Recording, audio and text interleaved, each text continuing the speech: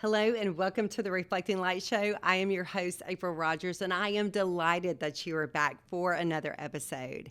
It is wedding season, which means that the church bells are ringing left and right. Just this past weekend, I went to 2 different wedding ceremonies, and I was so happy for these new couples who are embarking on the rest of their lives together. I can remember when Adams and I first got married, somebody came up to me shortly thereafter and said, if you can just make it past the first year of marriage, you're going to be fine. But whew, that first year is tough. And I thought, that is the most discouraging advice I had ever heard. I wanted to be happy in my first year of marriage. I didn't want to just have to survive it. So if somebody speaks that over you today, let it go in one ear and out the other, because being married is fun, and have fun together because you are about to get to know your spouse on such an intimate level. You are going to know what he or she likes to eat. You're going to know what their favorite sports teams are. You're going to be able to know how they like their coffee in the morning and if they hog the covers at night. And as you get to know them, you're going to build an intimate relationship with them. That word intimacy in the Greek is gnosko, and this word means to mate, but it also means to know someone or to truly understand someone. So as you get to know your spouse, you're going to start to understand them better. You're going to know what makes them happy and what makes them sad, what their trigger points are. You're going to truly understand who they are as a human being because you are growing in your intimacy with them. But intimacy is actually reserved for the Lord first. And whenever we have an intimate relationship with Him first in our lives, it's then that it will start to trickle down into every single relationship that we have. You know, you probably know Jeremiah 29:11 very well. I'm sure that you might have a magnet on your refrigerator, or maybe your grandmother has a cross stitch on a pillow. But I want you to listen to these verses that follow that and to understand how God wants to have an intimate relationship with you. He says, "For I know the plans I have for you, declares the Lord, plans to prosper you and not to harm you, plans to give you a hope and a future. Then you will call on me and come and pray to me, and I will listen to you. You will seek me and find me when you seek me with all of your heart, and I will be found by you." All right, so did you hear that? Did you hear what God is saying here? He's saying, I know you, and I know the plans I have for you and for your spouse, and they are good plans, and it's to give you a hope and a future.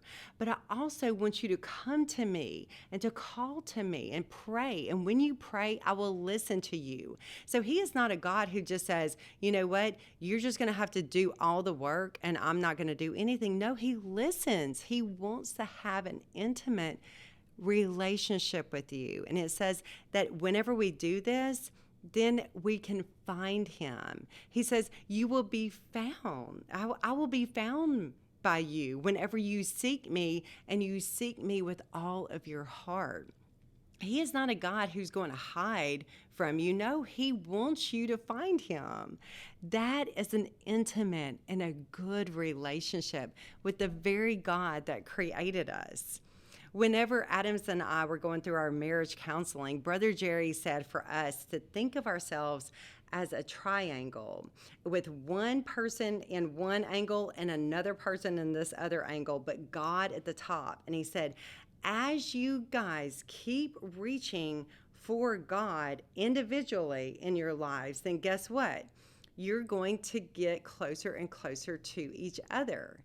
But if you guys let your selfish desires come in, then what happens is that you actually start to move apart from each other. So all the time, you have to have that intimate relationship with God first so that you can start to move towards each other as a couple as well. And that's an important distinction, because in a worldly marriage, the goal is just simply not to get a divorce.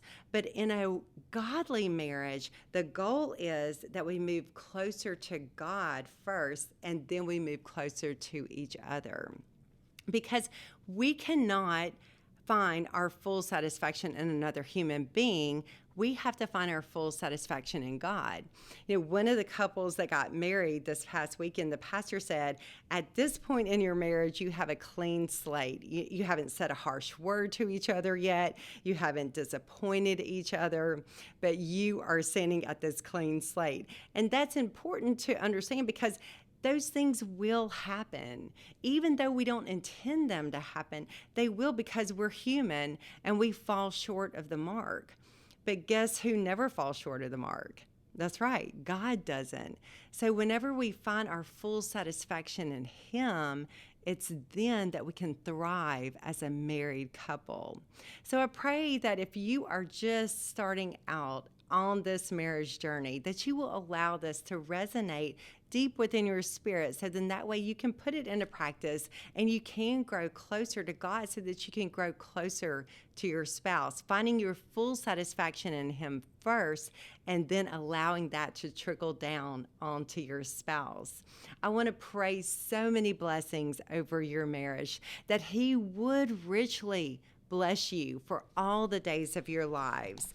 Listen to this verse, and I'm praying this over you.